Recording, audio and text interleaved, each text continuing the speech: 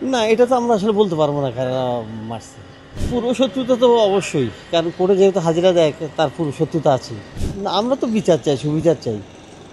অবশ্যই সুবিচার চাই। আসলে ওই বিবরণটা তো বলতে পারবো না। আমি হঠাৎ অফিস থেকে আসছি, শুনছি আরকি।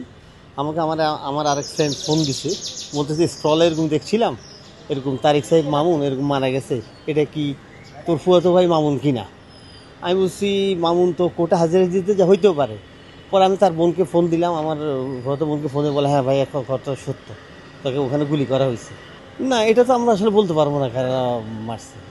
না, এখনো ওনাদের সাথে কথা হয় নাই। এখন না, সাথে সাথে তো পুলিশ নিয়ে আসছে এখানে।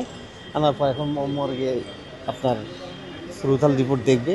দেখার পর রিপোর্ট দেওয়ার পর কী হয় সেটা পরবর্তীকালে জানা যাবে। পুরো শত্রুতা তো অবশ্যই। কারণ কোর্টে যেহেতু হাজিরা দেয় তার পুরো শত্রুতা আছে। আমরা আসলে পদক্ষেপ, এটা তো পুলিশই নিবে পদক্ষেপ। এখানে আসছি আমরা, ওর ওর ভাই আসছে, বোন আসছে, আর আমি আসছি, আর আত্মীয়স্বজন আছে, কাকা জেঠারা আছে। না, তারা তো বলছে এটা তো একটা অন্যায়। কারণ কোর্টে যে হাজিরা দেয়, যে তাকে ওখানে মারাটা, এটা তো একটা অন্যায় ব্যাপার। এটা তো, সে তো কোনো সন্ত্রাসী কাজে ওখানে যায় নাই।